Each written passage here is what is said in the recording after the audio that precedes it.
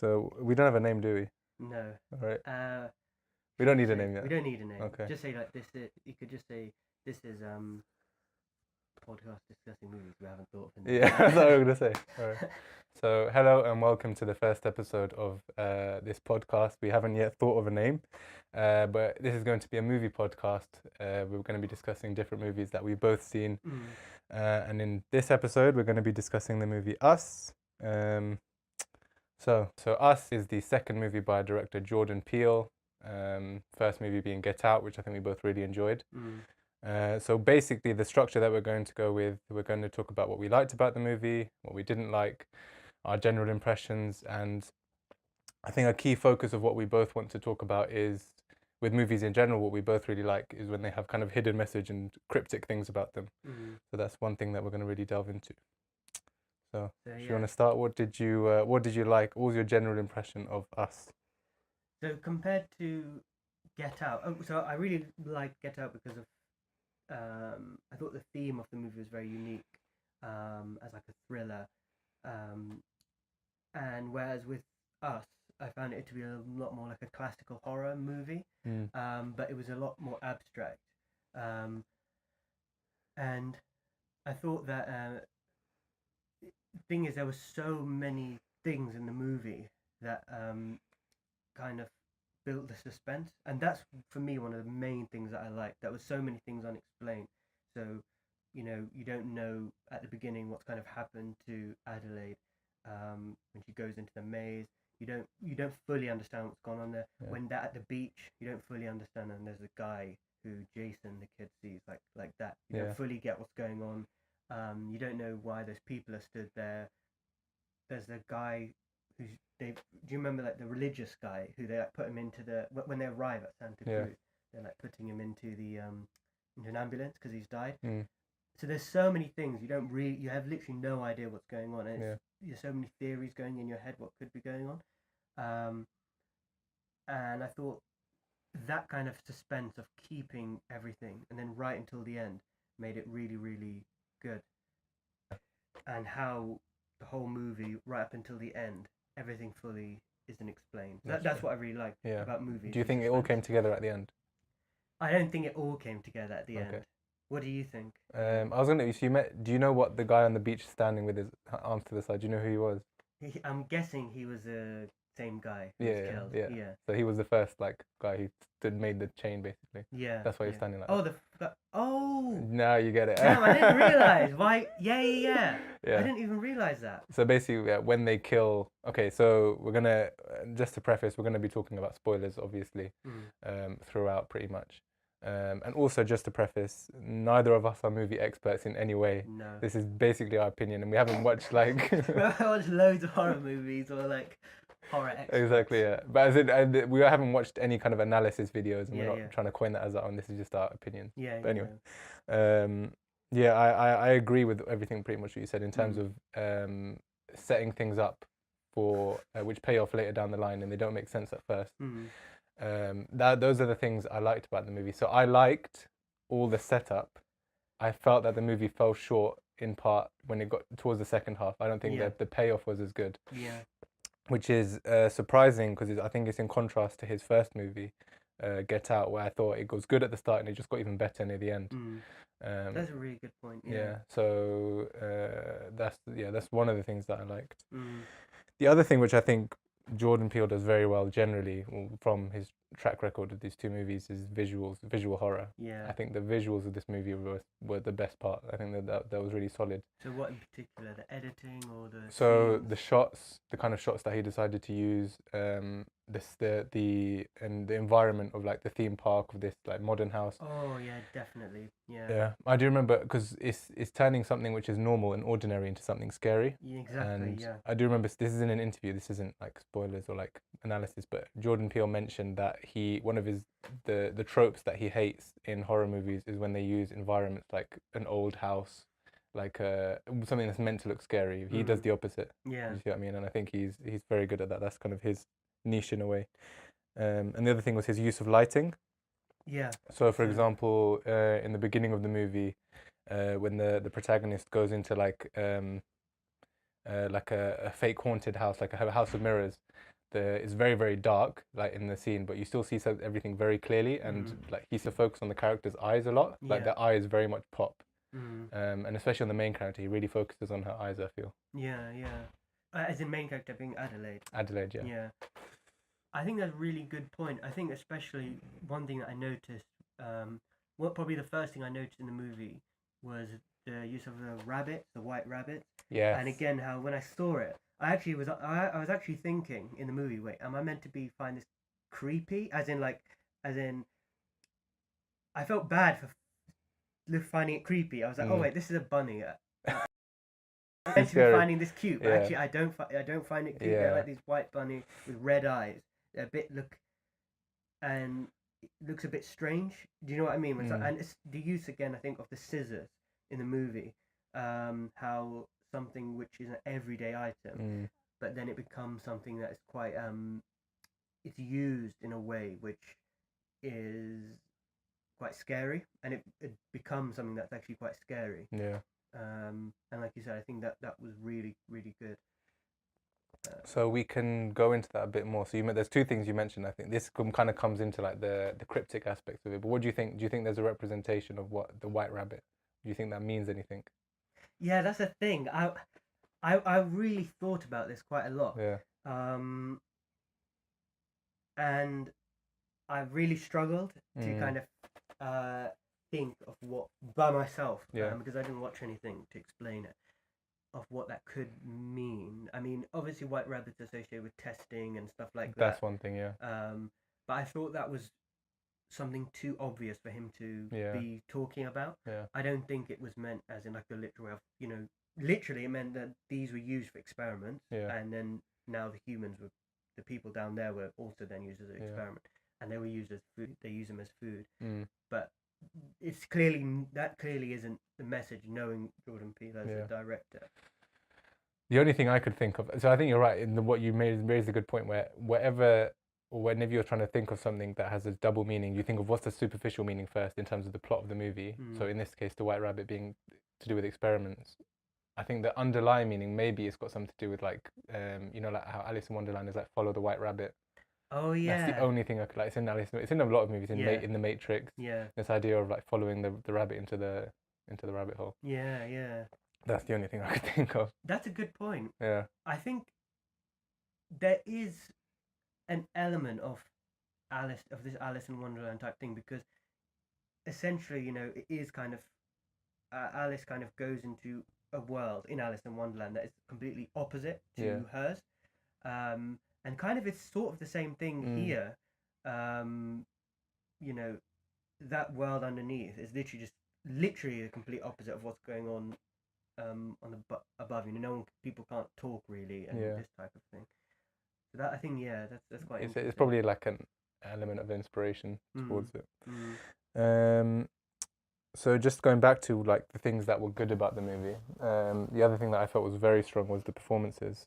Personally, definitely. Especially Adelaide. The actress's name, I'm probably going to say this wrong. Lupita. Oh yeah. Lupita Nyong'o. Yeah. Her version of Red, like her playing Red, fantastic. was really, really good. It was I think fantastic. it was so like everything from her movements to the voice. Yeah. I think it was really, really good. It was fantastic. Yeah. And the thing is one thing which I realized afterwards was I was asking, why is Red only the one who can talk? And then it makes sense at the end when you realize that she actually was the real Adelaide, so to speak. Yeah.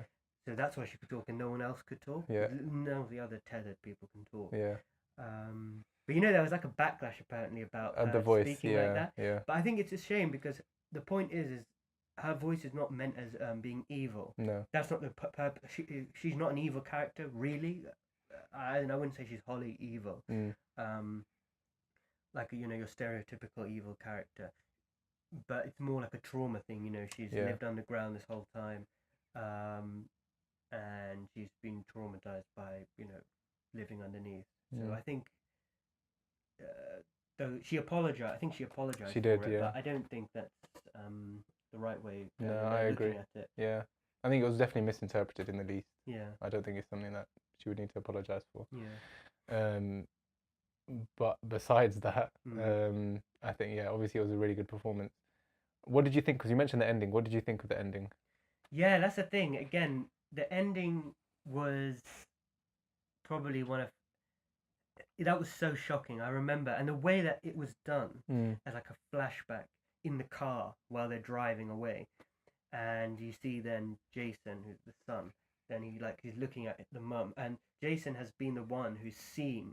I think he's the only one who actually sees his mum killing the Yeah, tethered people. He sees him kill Tyler's double, one of the daughters, yeah, and he sees him killing Red at the end, yeah, and he's seen that. And so I think, and then at the end, you see him kind of pull his mask over as like kind of almost like an escapism type thing, yeah, like a defense, like he's scared. yeah. Oh Um, wow, didn't even realize that. and yeah, I thought it really leaves you thinking again, like, oh wait, who is there? Like a bad person here? Is Mm. she the bad person? Is she meant to be the bad person? Is this a good ending or is it a bad Yeah, ending? yeah, Um, is it not like? Is it? Do you know what I mean? Is yeah, this a positive ending or is this a negative yeah. ending? Because you can understand both sides of the argument, not the argument, was in like both sides. Because she obviously wanted to, as a child, escape Mm. and did what a person would do if you were in that situation. Do you see what I mean? And the other person who was stuck underground did what she had to do to try to get out. Yeah, Yeah. to get out. The only thing I didn't like about it is then when you start to think about the things that happened earlier in the movie, I think they make less sense, Mm. as in it doesn't really justify. So, for example, when it's just the two of them in the classroom, it's never addressed. Do Mm. you see what I mean? Like she never mentions Oh, it, yeah, you're right. and there would be maybe it doesn't even need to be mentioned, like why she's here. They both know. Mm. Um, but then yeah, I think it just when you think back to other things in the movie, I think some things it make has them make less sense. Other things they make more sense. For example, the reason why she knew where to go, like for I was confused when I was watching that. You know, when she's going down the Oh yeah, escalator, she I'm knows like, where to go. how does Yeah, she know where she's going? And yeah, then you're like, oh wait, she's been here before. That's yeah, why. yeah. And the other thing I picked up was not only is she the only one that can talk, Red is the only one that can talk. If you watch, her movements are very different to the tethered. Yeah. They both on the surface they look abnormal, but the tethered, the way they move is very like janky, Yeah. whereas her movements are very very smooth. Smooth. Yeah. Yeah, so it's almost the opposite. Yeah. So then these little things that he throws in there, it's pretty cool. Yeah. Yeah. It's true, and I think what I would have liked from the movie is a bit more depth, and perhaps at the sacrifice of some of the themes, or not themes, but some of the like aspects to the movie. You know, there was a lot of things. You know, like biblical verses, Yeah, the yeah, yeah, rabbit, the use of the dancing. You know, yeah, the ballet dancing, the sun with the mask and the yeah, lighter. Uh, there's so many things, and I think maybe if he had perhaps it doesn't have to be an either or situation. Obviously, like you can include that and also explain it a bit more. mm, But I agree, it would have been nice to perhaps got a bit more in terms of like that that aspect of it.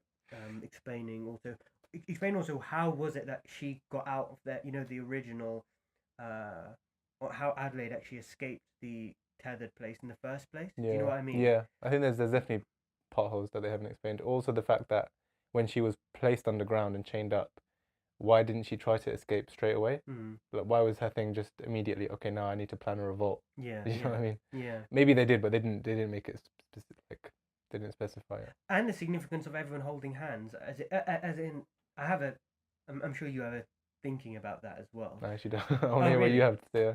Yeah. So I think perhaps some more depth in terms of explaining, but maybe that was a purpose. I don't Yeah, know. yeah. But I think personally, I would have preferred a bit more explanation in those. Mm. Well, what were your thoughts actually? Because then I I'll have say to think on mine the off spot off of hand. the holding hands. Yeah.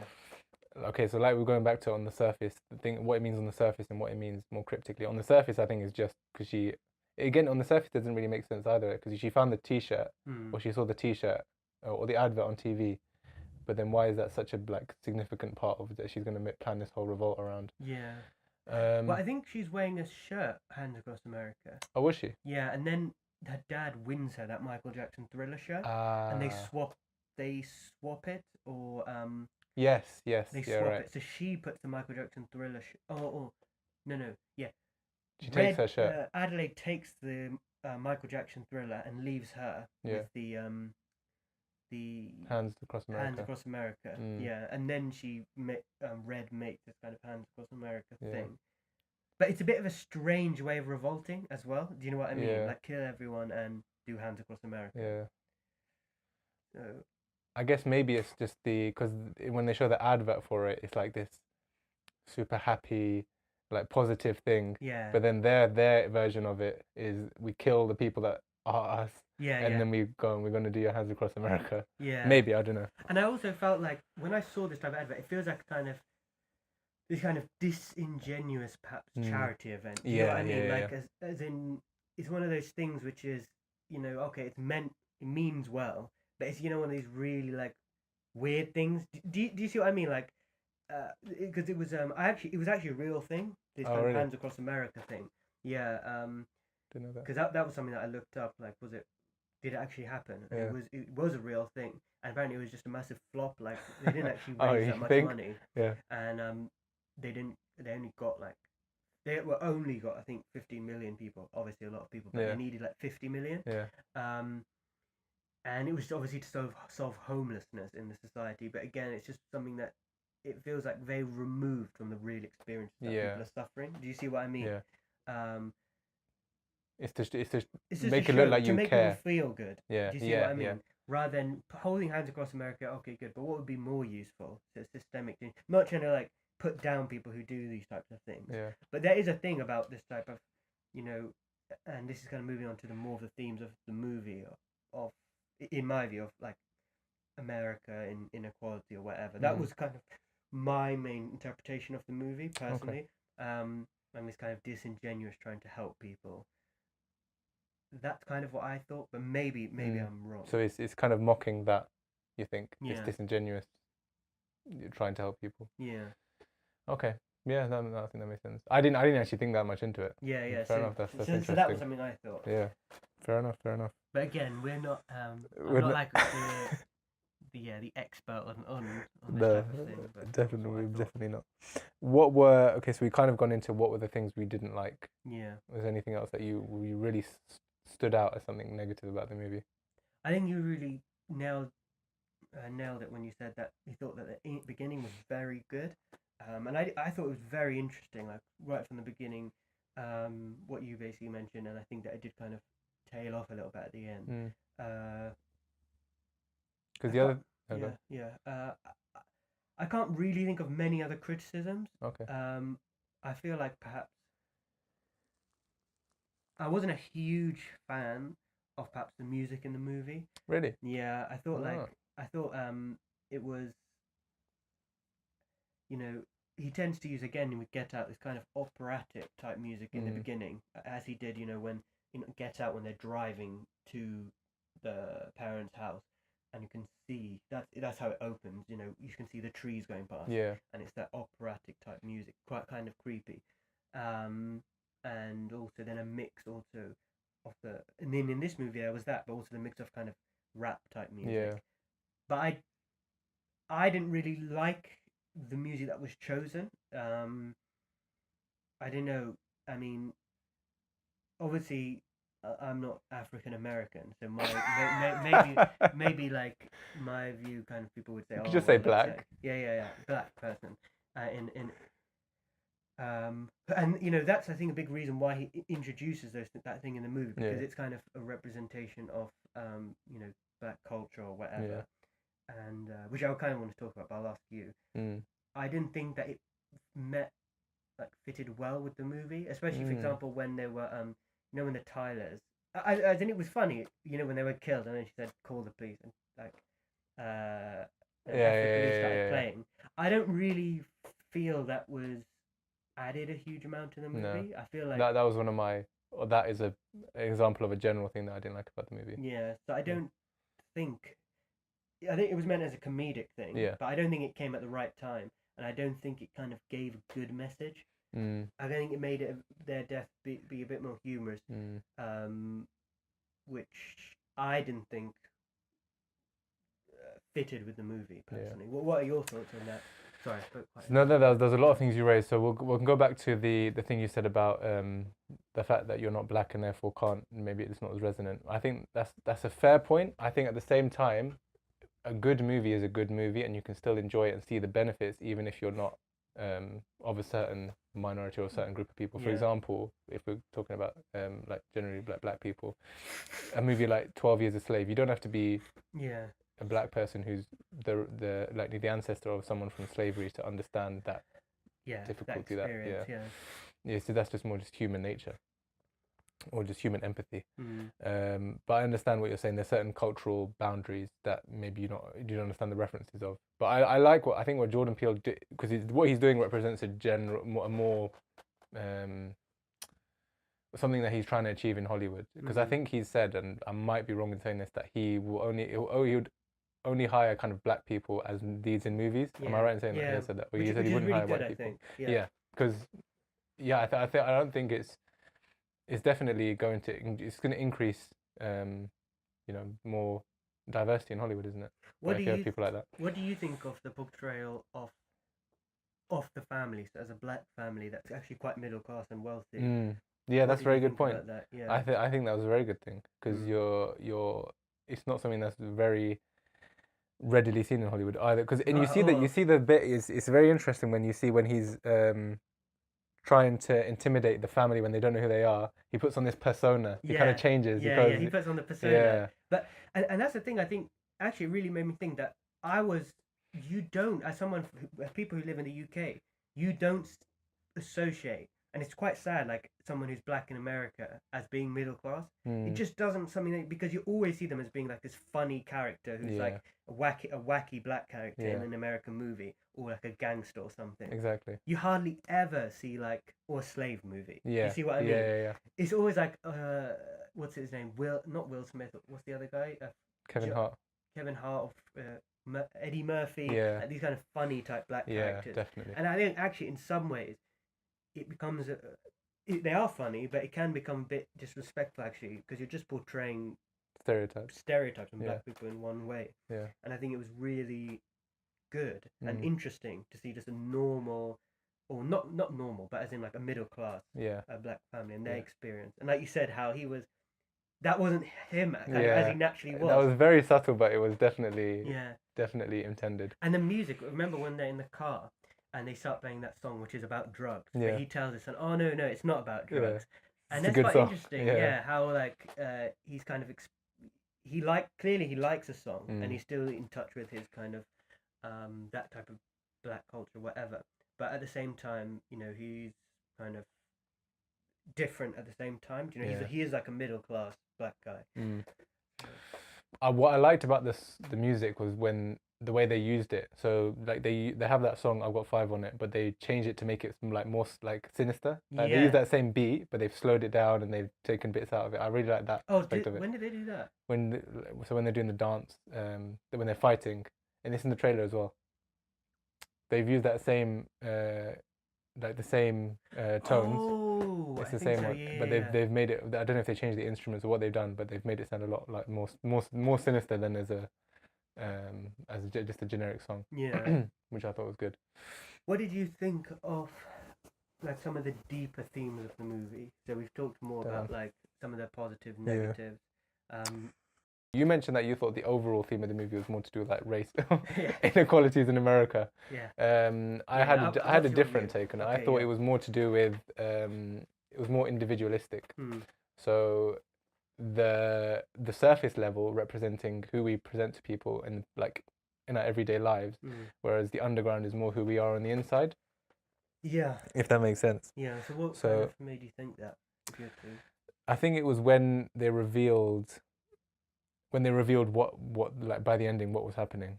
I think that's what it was more so about, because it's more so your inner self coming out, like who you're trying to hide from other people. Because it was when they showed, it was really what solidified it was when they showed the scene of when she was walking down, when you see them both walking at the top and walking at the bottom, and you see how everyone's like happy in the theme park at the top, and then you see how everyone is at the bottom. Underground. Do you see what I mean? Yes. Like they're doing the same things, but it's in a way, but it's a completely different tone. It's a completely different way that they are. Yeah. So I think that's where it came from. So yeah, it's quite interesting. So I Yeah. think You I took- thought that could be a way as well, and actually I thought maybe what he's trying to say is both. So I thought it more as like as like a societal thing. In the sense, I thought that while you know people are, because obviously when Red is talking to Adelaide when they first meet in the kind of in the cabin in the holiday home, she says, "Oh yeah, while you did this, Yeah. this happened to me." Mm. And for me, it was kind of thinking about two parts of society. So one that is like, and also one that's at the top that is like doing the same things, just that, they're enjoying, going to a theme park or eating a meal. Yeah. Like there were people who were thinking about eating, and then you could see underneath they were eating rabbits. Mm. And for me, it was kind of showing two parts of America. So one literally underneath the other, physically actually underneath the other, and how they're kind of living very monotonous. They're kind of living. They're just doing things very pointlessly. They're trying to follow. They're doing the same thing, but it's not achieving anything. And also how they're voiceless. And I would say perhaps that represents how they're like voiceless in America. This group is voiceless. And then for me, I thought how also how Adelaide obviously started. She was originally a tethered person. Yeah. How she actually then managed to live a completely normal life up top. And so for me, that kind of made me think this is showing perhaps how where you are from really does matter. So your upbringing, as in this is quite it's quite in depth, but how someone who was at the bottom has actually managed to live a completely normal life because they kind of moved out of that position, if that makes sense. Yeah. And so I think perhaps understanding that those people who are at the bottom, underneath the society, maybe they're like that in that certain way because of the situation they've ended up in. They've ended up underground doing pointless activities. No, they can't speak. They've just been left there by the government. Whereas, and when someone's allowed out of that situation, they're able to kind of live a normal life. Does that kind of make sense? Yeah. So I think actually, but yeah, that makes a lot of sense. Yeah, but maybe it's. But I think actually it makes sense if both. I wouldn't be surprised because I thought as well what you mentioned is really true. Because I think they said the actions of those on the surface control the actions of those underneath. Yeah. And yeah, that's true. did you look up what Jeremiah 11:11 was? Okay, good. I don't think it came up. So what do you think was the significance of the setting being a theme park? Do you think that had any actual meaning? Why he chose a theme park as this place to hold it? I think again it's partly what you mentioned of somewhere that's quite fun, but then it to have quite ominous themes as well.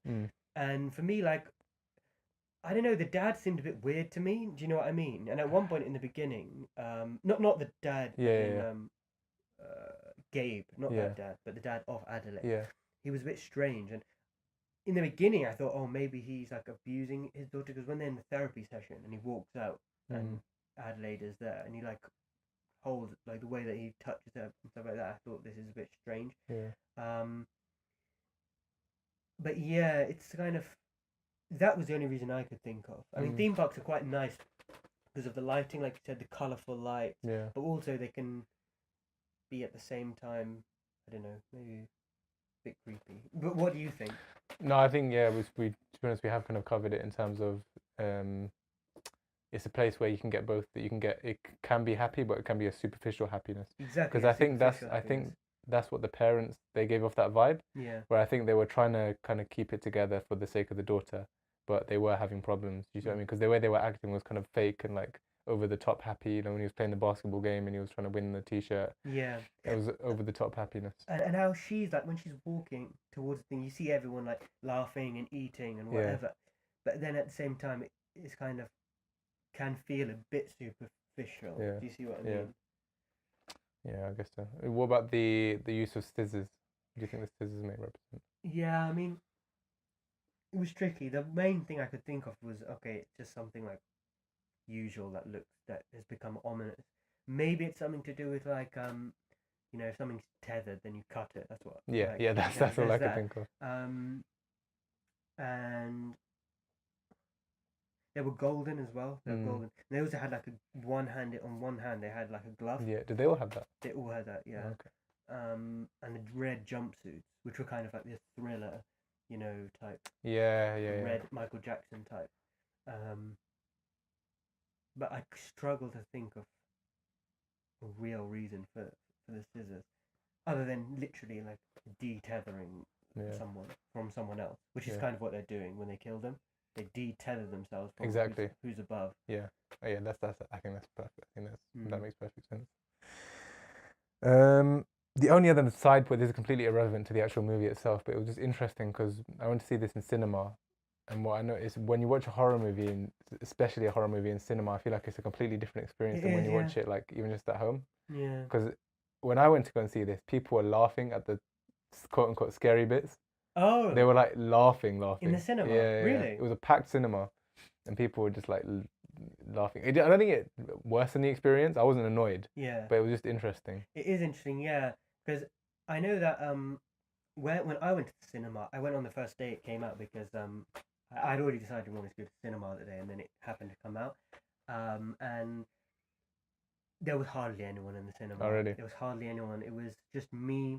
There was one, someone on their ones behind me. Oh, right. Yeah, me and Daisy went, and then there was a few other people scattered in the cinema. Yeah. It was dead silent, and so in that way, I like that. As in, I'm the type of person who kind of gets a bit annoyed when people don't take a movie seriously. Oh, really? I'm not. Yeah, I am. No, do you know what? It depends on the. Thing is, but I could understand where it was coming from. If it was completely unjustified, or they were just talking, then it would be annoying. But it made sense. Yeah, exactly. If it's at the appropriate time, like someone laughing in a Quentin Tarantino movie, and which is in like a violent scene, which maybe I would personally find not funny, but someone else find funny. Okay, yeah, that's fine. But the comedy in the movie, like you said, I didn't really. No, they weren't laughing at the comedy bits. Yeah, they weren't laughing at the comedy bits. Really? Yeah. No, they were laughing at the horror. Yeah. Yeah. Did you see Hereditary in the cinema? Yes, and I was going to mention that, and that's one we could do a video on. Yeah, potentially. When I watch it. If you get around to watching it. Yeah, I'll try and watch it. Yeah, but that was definitely enhanced by watching it in the cinema. Was people laughing in that? No. No, that was. But it was literally at one point in the movie was pin drop silence because really? of what happens in the movie. Yeah, so it was definitely added to the haunting nature of it. There's some movies like that though, and this is quite off topic, but I'll just mention this as one of the last things. I watched Black Klansman, which was a really good movie, and at the end of that, I won't spoil it, but what happens there? Like, I watched it at home with my family, and my family is like, they're not the type of people who everyone would be completely silent during a scene, but my throat was like. I didn't know, it was just like so tense and dry at the end. Like I was like, and it ended, and the whole room with my whole family was just completely silent. Wow. It was like never happened. It's never happened before. It's really good. It's very good. Yeah, like the ending is really good, and it is like quite shocking, shall we say? So yeah, is your family like quite big on? Because it's only recently I kind of realised that my family is quite like. Big on movies. Movies has always been quite like big thing, even since I was young, going to the cinema, watching movies at home. No, yeah, I was thinking about this recently, and I think it definitely has been. Not as much as I initially realised. I thought it was from me. I was like, oh no, I got into movies. And I thought I always thought like it was just a usual thing. Do you know what I mean? Some people don't watch movies. It's really weird. But yeah, I think it definitely came from a lot of my taste. I think came from movies that I saw when I was younger. So like movies that we watched things like, or the good movies that we watched, things like Jurassic Park. Oh yeah. Like I watched Terminator as a kid. Oh really? Right, that was not a movie for children. Yeah. Stuff like that. Yeah. So I think that's definitely had an impact on my taste and my enjoyment of movies. Yeah. So yeah. I think that's. That's everything that we discussed quite a lot. Yeah. It's enjoyable though. No, that was definitely a thorough discussion of us. So yeah, do you want to sign it off? I can do. So I hope you enjoyed our first episode of whatever this is going to end up being called. I might do it in voiceover afterwards. Yeah. Just whatever the time as a gag. Yeah. But yeah, subscribe. Subscribe, comment. And give us your thoughts on anything you thought we said was wrong or you agree with. Tell us everything that we did wrong. Yeah. and we won't do anything about it. Yeah, we won't do anything about it.